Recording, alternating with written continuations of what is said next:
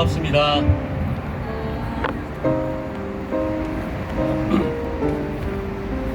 일단 말씀 마지막 부분에서도 한번 같이 외쳤으면 좋겠는데요. 복직하는 그날까지 기도하며 하면 여러분이 투쟁 이렇게 한번 해주시면 좋을 것 같습니다.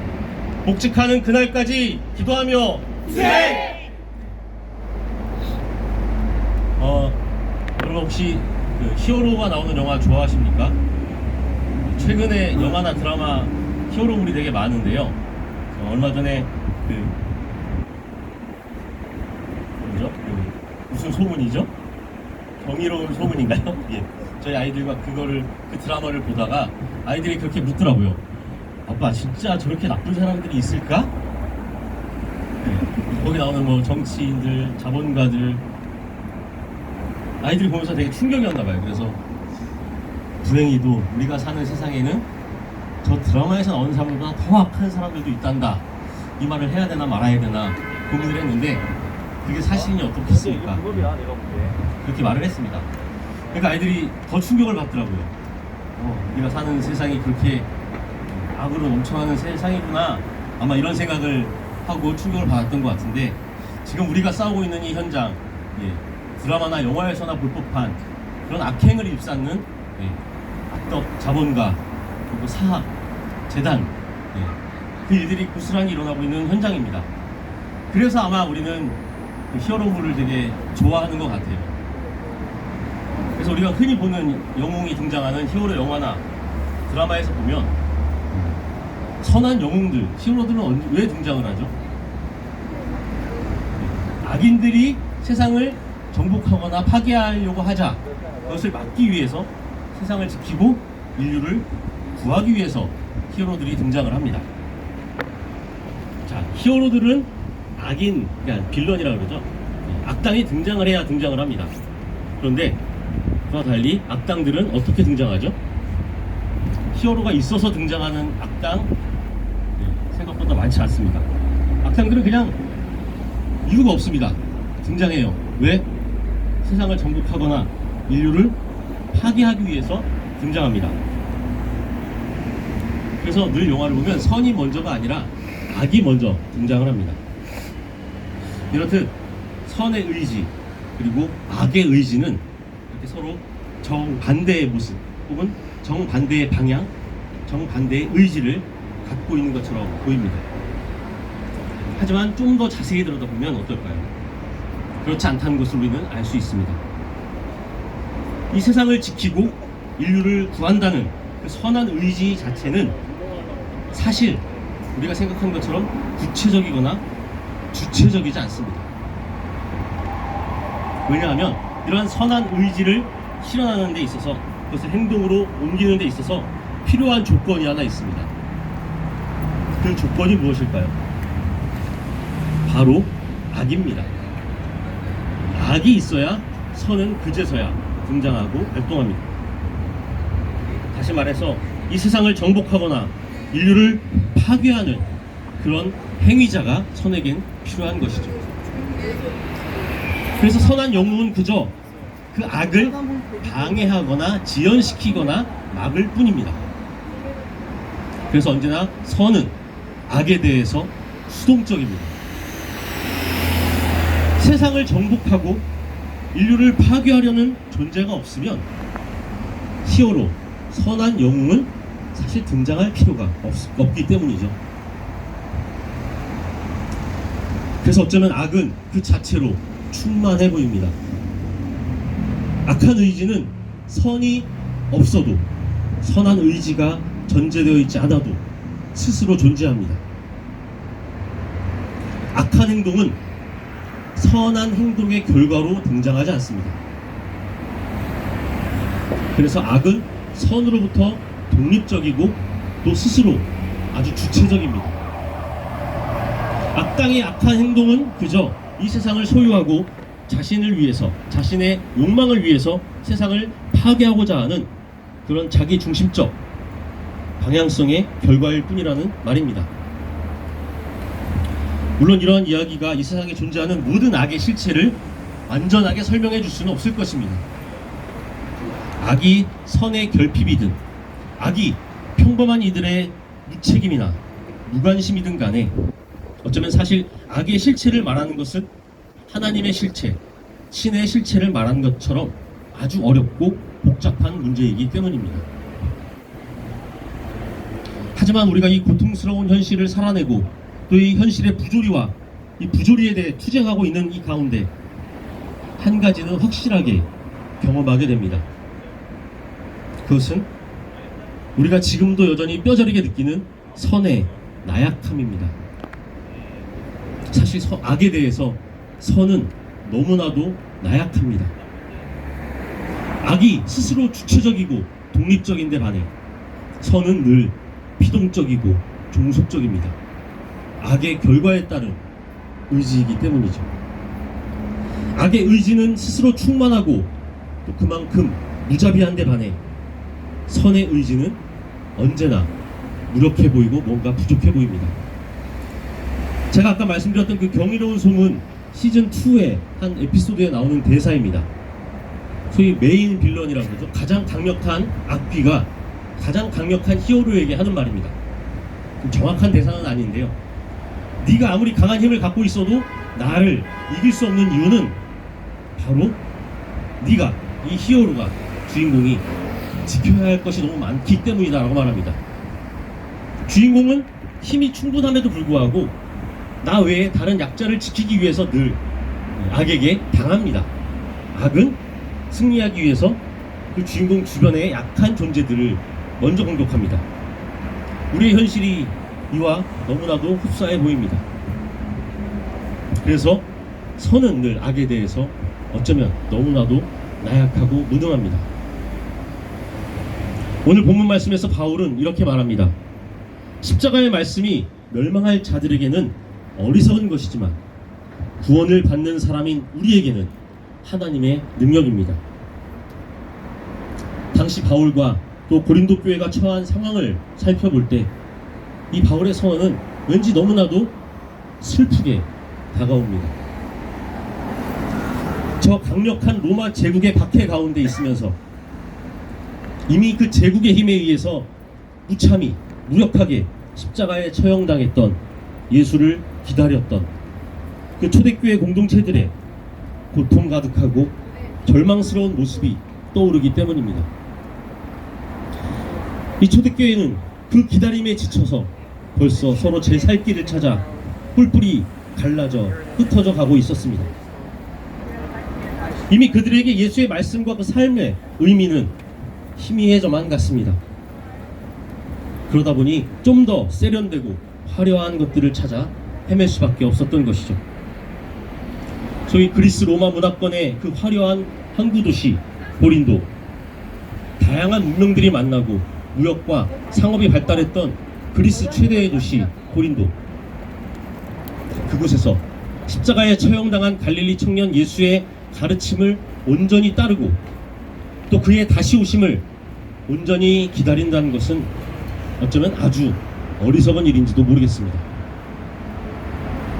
그리스도의 가르침, 그 십자가의 말씀이라는 것이 어쩌면 이제 시대에는 뒤떨어지고 그저 너무나도 이상적이거나 비현실적인 것이라 여겼는지도 모릅니다. 그러다 보니 점점 교회는 본질을 벗어나기 시작하고 다시 이 세상의 질서 안으로 편입해가기 시작했던 것이죠. 그래서 그 교회 안에서조차 부자들의 목소리가 커지고 어떤 계파의 가르침이 더 일상생활에 유용한지를 가늠하게 된 것입니다. 본래 교회는 십자가에 달린 그리스도를 따르기 위해 모인 곳이었습니다. 하지만 점점 그 십자가가 그들에겐 부담이고 짐이 되었던 것입니다. 그렇습니다. 그리스도가 십자가에 달리셨다는 것은 유대 사람에게는 거리낌이고 이방 사람에게는 어리석음입니다. 바울의 이러한 일갈은 어쩌면 이제 서서히 선의 의지에서 돌아서 악을 향해 기웃거리던 고린도 교회 공동체가 가진 그러한 솔직한 상황, 그 심정이었을지도 모릅니다. 기다림에 지쳐 자신의 욕망에 다시 눈을 돌리고 다시 자기 중심 안으로 회귀하던 그 고린도 교인들에게 이제 그리스도의 십자가는 너무나도 나약하고 무력한 것이었습니다. 그들에게 그리스도의 말씀은 너무나도 어리석은 것이었습니다. 저 강력한 제국의 그 악에 맞선 선한 의지라는 것이 결국 비참하고 무력한 죽음이었다는 것이 점점 더 그들의 피부에 와닿기 시작했던 것입니다. 그래서 그들은 그리스도를 기다리기 위해서 모였지만 그 기다림 가운데 그 의지와 그 뜻을 실현하기 위해 함께했지만 현실과 마주하면 마주할수록 오히려 그 그리스도의 무력함과 나약함만을 뼈저리게 경험하게 된 것입니다. 그들에게 십자가의 그리스도와 그의 다시 오심에 대한 기다림은 그저 악에 대해서 피동적이고 종속적인 그런 무력한 선으로밖에 다가오지 않았기 때문입니다. 그 수동적인 기다림, 그 무기력한 기다림은 결국 그들을 서로 갈라놓고 결국 생명력을 잃은 그런 공동체로 전락하도록 만들었습니다. 사실 우리가 그리스도인으로서 기다리는 그리스도, 그는 이 땅에 살았던 한 인간일 뿐이었습니다. 특별히 그는 태어날 때부터 인간들이 정해놓은 경계선 바깥에서 태어난 그런 사람이었습니다. 그는 집 안에서도 그렇다고 집 밖에서도 태어나지 못했습니다. 그는 사람들에게 식량과 노동력을 제공하는 가축들 사이에서 태어났습니다. 그뿐 아닙니다. 그는 아버지라는 울타리 없이 자랐습니다. 그는 사회의 중심부가 아닌 주변부의 상징인 갈릴리 지역에서 자랐습니다. 그는 노동자였으며 떠돌이였습니다. 그리고 그는 결국 동족의 요청에 따라 신성 모독자, 반역자, 반란자로 낙인 찍혀 저 강력한 로마 제국에 의해서 가장 비참하고 고통스러운 십자가형에 처해 죽임을 당했습니다. 그리고 결국 그는 장례조차 치르지 못한 채 돌무덤에 묻히고 말았습니다. 이처럼 예수는 어쩌면 인간과 비인간의 경계 그 사이에 살았던 그런 사람이었습니다. 하지만 그 가운데서 그는 오히려 전혀 새로운 세계를 살았습니다. 그저 꿈꾼 것이 아닙니다. 그저 기다리지 않았습니다. 그는 당시 많은 이스라엘 민중들이 그토록 염원했던 새로운 다윗 왕가의 통치, 그런 새 예루살렘을 기다리며 살지 않았습니다. 오히려 그는 자신의 삶을 통해서 몸소 하나님 나라를 실현하고 앞당겨 살아냈습니다. 모두가 이때냐 아니면 저때냐, 이곳이냐 저곳이냐 라고 물을 때 그는 지금 여기서 하나님 나라를 살아냈습니다. 인간이 인간을 지배하고 인간이 인간을 차별하고 소외시키고 인간이 인간을 도구로 삼아 착취하는 세계 가운데 그는 모든 인간이 인간답게 그런 삶을 사는 그런 세계를 몸소 살며 우리에게 보여주었습니다. 예수는 모든 정치적, 경제적, 종교적 권력 구조와 또 그로부터 발생하는 모든 억압을 무효화시키며 하나님이 직접 통치하는 새로운 세계가 바로 이것이다 라는 것을 몸소 드러내 주셨습니다. 그리고 자신을 통해 모두가 그 새로운 세계를 경험하게 하고 또 그것을 살아가도록 하는 스스로가 살아있는 증인이 되었습니다. 하지만 불행히도 그의 죽음 이후 사람들은 또다시 새로운 세계를 찾고 기다리기 시작했습니다. 그리고 사람들은 그 기다림의 핑계를 만들기 위해서 그 예수에게 온갖 화려한 치장을 덧입히기 시작했습니다. 그에게 승리자의 면류관을 씌우고 영광의 도포를 입혔습니다. 통치자가 필요 없는 하나님의 통치 세계를 살았던 그에게 사람들은 왕이라는 칭호를 붙였습니다. 그리고 그에 걸맞는 화려한 건물을 세우고 권위를 세우기 시작했습니다. 그러면서 사람들은 이 세계의 중심, 자기들이 욕망하며 살기 위해 노력하던 그 세계에 대한 환상을 예수가 꿈꾸던 새로운 세계, 예수가 살았던 그 하나님 나라에 덧씌우고 말았습니다.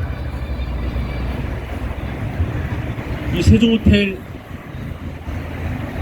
일가가 세우고 있는 그 화려한 학교, 화려한 호텔의 건물, 어쩌면 우리에게 단적으로 보여주는 그러한 모습이 아닐까 생각됩니다. 자신들이 갖고 있는 잘못된 신앙에 예수를 덮어씌워 자신들의 욕망을 채우는 도구로 삼고 있는 것입니다. 사도 바울은 마찬가지로 그 가운데 살았습니다. 그는 한때 자신의 동족처럼 이스라엘의 영광과 회복을 꿈꾸던 그런 사람이었습니다. 그래서 힘없이 죽어간 저 인간 예수를 그리스도 하나님의 아들로 믿는 사람들을 찾아 핍박하고 죽이는 일에 몰두했던 사람이었습니다. 하지만 그는 그 죽이러 가는 길 한복판에서 십자가에 처형된 예수를 만나게 됩니다.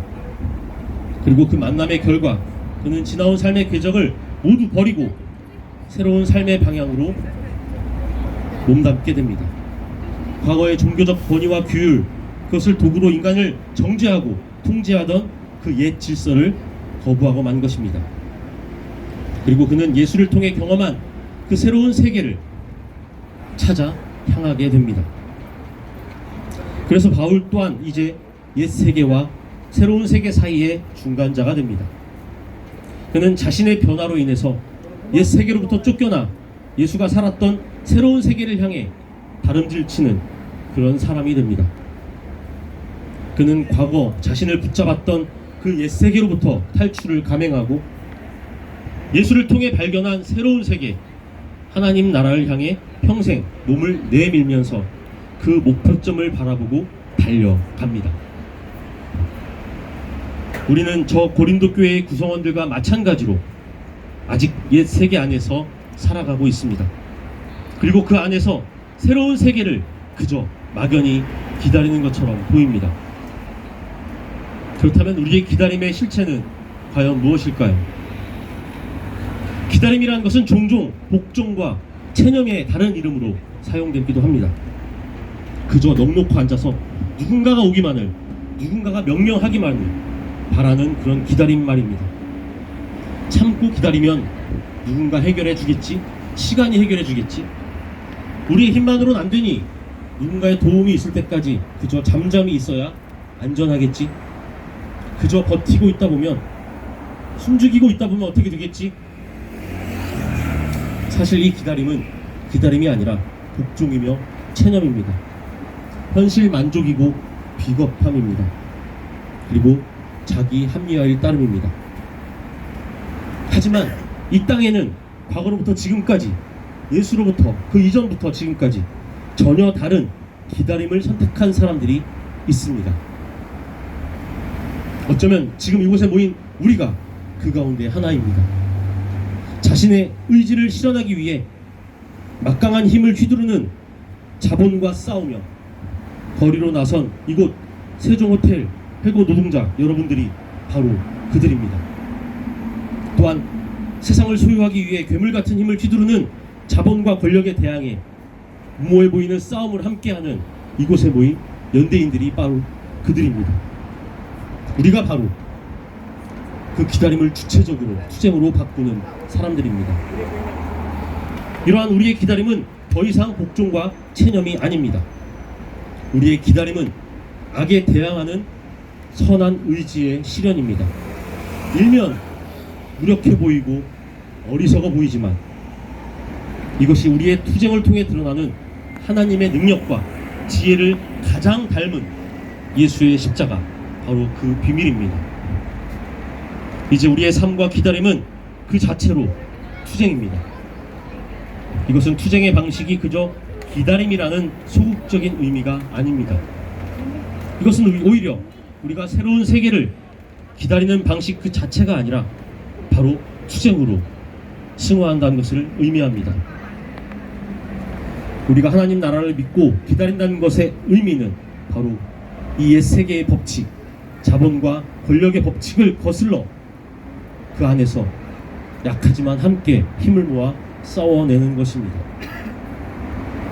더 이상 인간이 자본과 권력의 노예가 되지 않고 인간이 인간을 수단으로 삼지 않는 세계, 노동자가 자신의 노동과 그 대가로부터 소외되지 않는 사회, 모두가 인간으로서 자신의 삶을 온전히 살아갈 수 있는 내 삶의 주인이 되는 사회, 바로 하나님의 정의가 우리 삶, 이 세계 가운데서 실현되는 그런 세계를 우리는 지금 함께 바라보고 달려가고 있는 것입니다. 그래서 우리는 지금 그 하나님의 통치, 그 새로운 세계를 우리의 투쟁을 통해 기다리고 만들어가고 있습니다. 그리스도의 십자가를 이 거리에서 몸소 살아내는 우리 세종호텔 해고 노동자 여러분, 그리고 그 투쟁의 멍에를 함께 짊어진 우리 연대인 여러분, 이제 이 세상의 수많은 사람들이 여러분을, 우리를 본보기로 삼을 것입니다. 그러니 저들에게 그리스도의 십자가에 대적하여 원수로 살아가는 자들, 저 자본의 굴레에 묶여 죄의 노예가 된 저들의 최후가 결국은 멸망임을 보여줍시다. 그들은 자신의 두둑한 배를 하나님으로 섬기며 우상 숭배를 하고 또 자신의 비겁함과 수치를 영광으로 착각하고 있습니다. 그들은 지금 눈앞에 보이는 이익만을 생각하는 어리석은 자들입니다. 하지만 지금 이곳에서 함께 하나님 나라를 위해 투쟁하는 우리의 시민권은 바로 하나님 나라에 있습니다. 그리고 우리는 지금 그 하나님 나라를 우리의 투쟁을 통해 실현하고 기다리고 있습니다. 이 투쟁의 현장, 바로 이것이 우리가 투쟁으로 앞당겨 사는 하나님 나라입니다. 바로 그렇기 때문에 우리의 이 투쟁은 이 세계의 희망과 미래를 미리 앞당기는 구원의 사건일 것입니다. 나약하고 무력한 그리스도의 십자가가 우리를 그 무엇보다도 강하게 만듭니다. 그리고 바로 그것이 세상의 악과 싸우시는 하나님의 투쟁 방식입니다. 복직하는 그날까지 기도하며 투쟁! 함께 침묵하겠습니다. 주님의 나라가 이 땅의 아픔을 치유하고 평화와 정의의 새날로 속히 임하기를 바라며 한 마음으로 주님이 가르쳐 주신 기도를 드립시다. 제 마음에 하늘에 계신 하나님, 비록 제 마음이 지옥 같을지라도 하나님의 이름은 거룩히 빛나시며 나의 대신 신음소리가 나오는 죽음의 상황에서도 당신의 이름을 부르게 하소서. 모든 것이 우리를 버릴 때 하나님의 나라가 우리에게 오게 하시며 하나님의 뜻이 이루어지게 하소서. 비록 땅에서는 서로 죽일지라도 아버지의 뜻은 생명이며 땅에서는 생명의 끝처럼 울리는 것이 하늘에서는 당신 생명의 시작이기 때문입니다. 오늘 우리에게 일용할 양식을 주소서. 그리고 이 양식을 위해 기도하게 하소서. 우리가 서로 나누지 않거나 배가 불러 나 자신이 가련한 부족임을 잊지 않도록 기도하게 하소서. 우리 죄를 용서하시고 시련 중에 죄와 유혹에서 우리를 보호하소서. 죄와 유혹은 결국 아버지를 믿지 않고 아버지의 사랑을 알아듣지 못하게 할 뿐입니다. 우리를 우리 자신으로부터 풀어주시고 우리를 하나님 안에 아버지의 자유와 생명 안에서 해방하소서. 아멘. 먹여 눈물 닦아줄 때에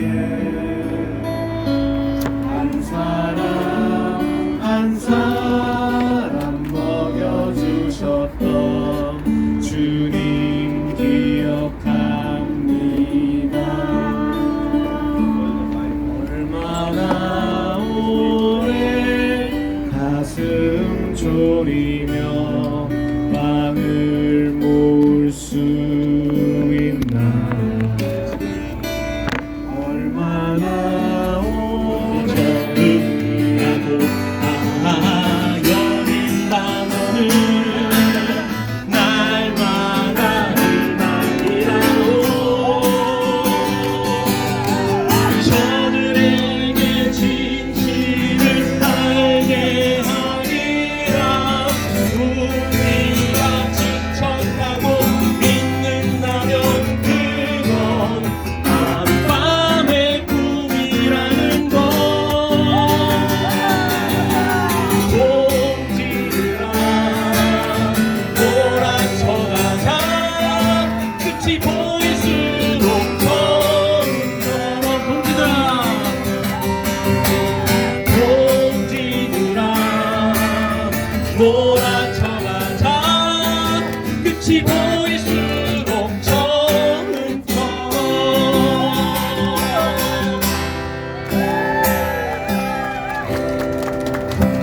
네, 우리 함께 공동 축도 드리며 예배 마치도록 하겠습니다. 주님이 그대 앞에 계셔서 그대에게 바른 길 보이시기 바랍니다. 주님이 그대 곁에 계셔서 그대를 팔로 껴안아 지키시기 바랍니다. 주님이 여러분 뒤에 계셔서 못된 사람들의 나쁜 계획에서 그대를 보존하시기 바랍니다. 주님이 그대 아래에 계셔서 그대가 떨어지면 받아주시고 덫에서 끄집어내 주시기 바랍니다. 주님이 그대 안에 계셔서 그대가 슬퍼할 때 그대를 위로하시기 바랍니다. 주님이 그대 둘레에 계셔서 남들이 그대를 덮칠 때 막아주시기 바랍니다. 주님이 그대 위에 계셔서 그대에게 복 주시기 바랍니다. 이처럼 은혜로우신 하나님이 그대에게 복 주시기 바랍니다.